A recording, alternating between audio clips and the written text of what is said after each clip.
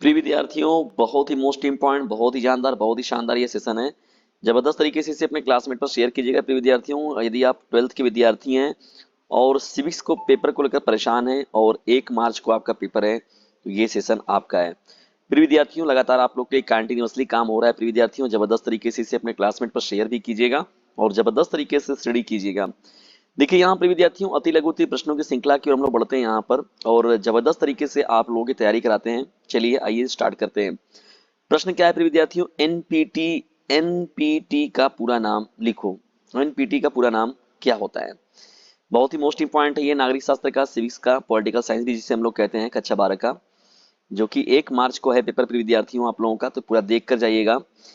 देखिए इसका पूरा नाम क्या होता है? परमाणु अप्रसार संधि होता है। क्या नाम होता है इसका पूरा नाम? परमाणु अप्रसार संधि।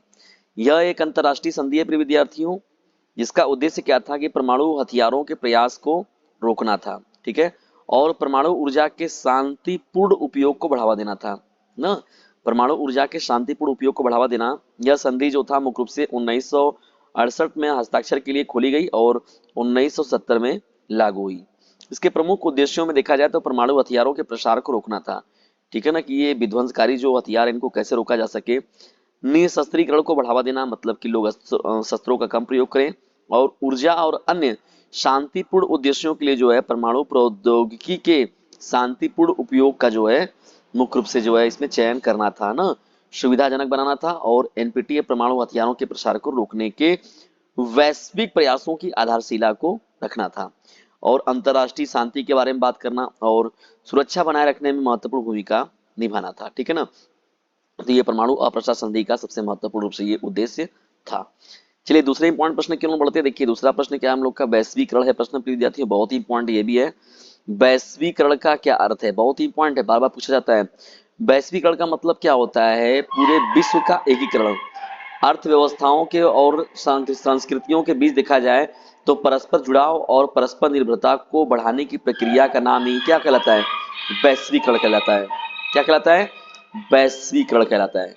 वैश्वीकरण क्या है? देशों का अर्थव्यवस्थाओं और संस्कृतियों के बीच परस्पर जुड़ाव और परस्पर निर्भरता को बढ़ाने की प्रक्रिया है। इसमें क्या होता है? अंतर्राष्ट्रीय सीमाओं के पार वस्तुओं, सेवाओं और सूचनाओं और विचारों का आदान प्रदान इसमें शामिल किया जाता है, ठीक है ना, जिससे एक अधिक एकीकृत और परस्पर जुड़ी दुनिया का निर्माण होता है, ठीक है ना। यदि आपका अति में भी पूछा जाता है तो आप 2-4 लाइन लिख दीजिएगा, अगर लघु में पूछा जाता है तो थोड़ा बेसी आपको लिखना पड़ेगा बढ़ाकर, ठीक है ना। तो ये प्रिय विद्यार्थियों था। देखिए एकीकरण, देखिए बहुत ही महत्व, वैश्वीकरण जो है बहुत ही मोस्ट इंपॉर्टेंट टॉपिक है आप लोगों का। चलिए आगे बढ़ते हैं हम लोग यहाँ पर अगले प्रश्न की ओर। देखिए प्रश्न क्या है हम लोग का? 9 स्वतंत्र देशों के सामने सबसे बड़ी सुरक्षा चुनौती क्या थी? 9 स्वतंत्र देशों के सामने सबसे बड़ी चुनौती क्या था? देखा जाए प्रिय विद्यार्थियों तो 9 स्वतंत्र देशों के सामने सबसे बड़ी चुनौती क्या था? कि स्थिर शासन की स्थापना करना और कानून एवं व्यवस्था को बनाए रखना था, ठीक है ना। ये देखिए बहुत महत्वपूर्ण था। मतलब देश तो आजाद हो गया लेकिन देश को चलाया कैसे जाए, गणतंत्र का निर्माण करना, ये देखिए बहुत महत्वपूर्ण था। जिसके लिए 2 वर्ष 11 माह 18 दिन जो बताया जाता है, 11 माह 18 दिन का जो समय लगा हम लोग का संविधान लिखने में। इनमें से कई देशों को जो है आंतरिक संघर्ष का सामना देखिए करना पड़ता है, सत्ता संघर्ष भी देखने को मिलता है, और पूर्व औपनिवेशिक शक्तियों या पड़ोसी राज्यों से बाहरी हस्तक्षेप की संभावना का सामना भी करना पड़ता है। तो ये प्रिय विद्यार्थी, कोई भी नवनिर्माण, जिससे हम लोग का देश जब आजाद हुआ 1947 में, तो हम लोग के देशों के सामने भी बहुत सारी ऐसी चुनौतियां थी, ठीक है ना। सीमा सुरक्षा को लेकर, आतंकवाद को लेकर, संगठित व्यवस्थाओं को लेकर बहुत सारी ऐसे जो जमीनी स्तर की जो समस्याएं रहती हैं वो उससे लड़ना पड़ता है, ठीक है ना। चलिए आगे बढ़ते हैं हम लोग यहाँ पर। 1992 में पृथ्वी शिखर सम्मेलन कहाँ आयोजित किया गया था? 1992 का पृथ्वी शिखर सम्मेलन कहाँ आयोजित किया गया था? देखिए प्रिय विद्यार्थियों, 1992 का जो पृथ्वी शिखर सम्मेलन था, जिसे पर्यावरण और विकास पर संयुक्त राष्ट्र सम्मेलन यूएनसीईडी के रूप में भी जाना जाता है, विकास पर संयुक्त राष्ट्र सम्मेलन यूएनसीईडी के रूप में भी जाना जाता है, ब्राजील के शहर एक था जिसका नाम था रियो डी जेनेरियो, यानी ब्राजील के शहर रियो डी जेनेरियो में जो है इसका आयोजन किया गया था। 1992 का जो पृथ्वी शिखर सम्मेलन किया गया था। देखिए इस शिखर सम्मेलन में क्या किया गया था प्रिय विद्यार्थियों, जलवायु परिवर्तन पर बात किया गया, जैव विविधता की जो हानियां हो रही हैं, सतत विकास मतलब कि वर्तमान का विकास करना लेकिन भविष्य को ध्यान में रखते हुए, सहित जो वैश्विक पर्यावरण के बहुत सारे जो मुद्दे थे उन पर जो है संबोधन के लिए विश्व के जो नेता नेता लोग थे, सरकारी अधिकारी थे और पर्यावरणीय विशेषज्ञों को जो है एक साथ इसमें एकजुट किया गया था। ठीक है ना, जिसमें कि ये विकास को रियो घोषणा का को अपनाना, साथ ही जलवायु परिवर्तन पर जो है राष्ट्र फ्रेमवर्क कन्वेंशन का निर्माण करना, ठीक है ना, और जैविक विविधता पर कन्वेंशन का निर्माण करना। तो 1992 में ये पृथ्वी शिखर सम्मेलन अंतरराष्ट्रीय पर्यावरण सहयोग और नीति निर्माण में एक महत्वपूर्ण कदम था। ठीक है, सभी प्रश्न एक से बढ़कर एक है प्रिय विद्यार्थियों, निश्चित तौर पर आपके एग्जाम के दृष्टिकोण से।